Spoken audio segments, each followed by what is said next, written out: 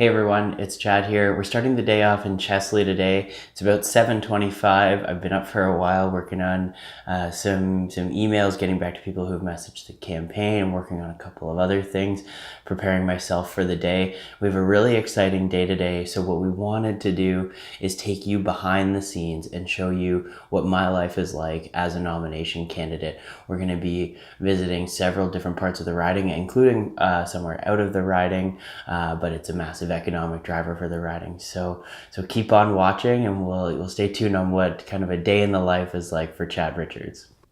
So just about to have breakfast here in Chesley before we head out for a day. Ginny, my dog, just had her breakfast, so she's kind of pushing me to get out the door here for a walk.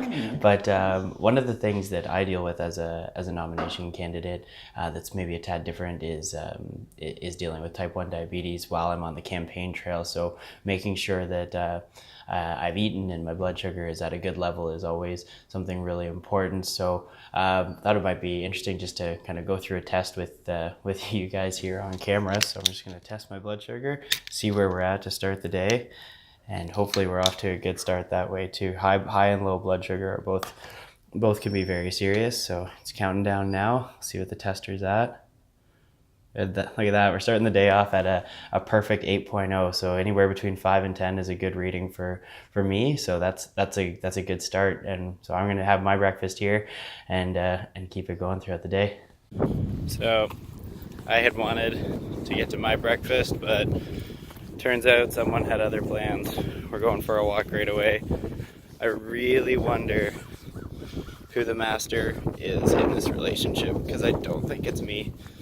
Okay, so we're on our way to our first stop of the day. I'm lucky that this week I have my partner Samantha with me. She's manning the camera right now. Can't say enough about her. She's amazing. She works in a school, so this is March break for her, and while a lot of her colleagues are going on vacation and going somewhere warm for the week, she is on the campaign trail with me, so thank you to her. We just fueled up in Chesley, and we're on our way now to Bruce Power. So before I get into anything about Bruce Power, I just wanted to use this as an opportunity to comment on the Liberals' proposed carbon tax. And so filling up the Jeep this morning, what cost me about $70. And in our riding, the reality is for many people that you have to drive. The 2016 census data that Trudeau has said is what policy in Canada needs to be based on is, we needed that census data to make smart policy. Well, that policy says that over 37,000 people in our riding commute to work, but via a vehicle that they drive or sit in as a passenger. And the reality is that only about 300 people have the ability to use public transit public transit on a daily basis to get to work. So that's just something. When he says that it's going to be, Canadians are going to end up with more in their pocket at the end of the day, I don't think he knows what life is like in rural Canada. And if he would step out of a city for once, he would maybe understand that and understand why there's such opposition to his proposed carbon tax, or his carbon tax that is soon to come into effect.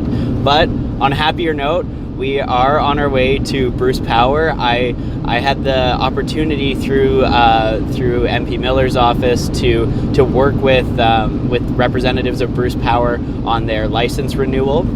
And through talking with some of them, the guys at Bruce Power invited us to an event at an attack game, and we got talking there, and we actually now have the opportunity, Samantha and I have the opportunity to go and tour Bruce Power to hear about how they're investing in the area, the different local companies that have sprung up now as part of their refurbishment project. So I'm really excited to go over and tour and chat with them about jobs in the area, about how important Bruce Power is to our riding and our area. So we're really looking forward to a great tour.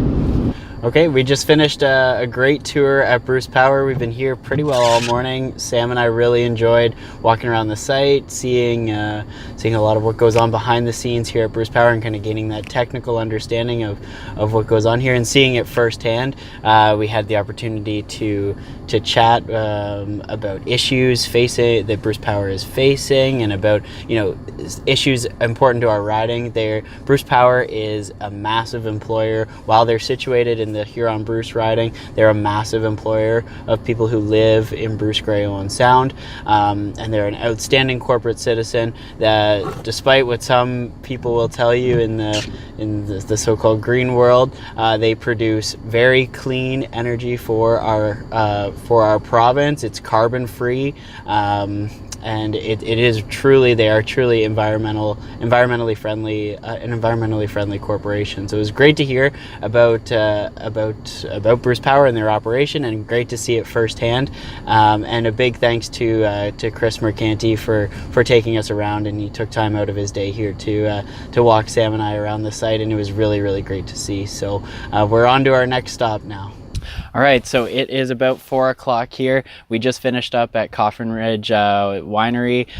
Sam really loves the ciders and wines that Coffin Ridge produces, so I thought it'd be a great opportunity to take her up here this afternoon and enjoy some of the great products that we have here in Bruce Grey Owen Sound. And also, one thing that I have promised in my campaign is to try and work with the government to eliminate the Liberals' beer and wine tax escalator. So what they've done is they've implemented a tax escalator, so every single year the excise tax increases for products that we enjoy, like beers and wines, and it's just another way that it's making life more expensive for Canadians here. And these are all products that we enjoy, and it really is a senseless escalator. It's really just another tax grab. So that's one thing that I want to work on. But we had a great afternoon here at Coffin Ridge. It's an awesome place. If you get a chance, come on and check them out.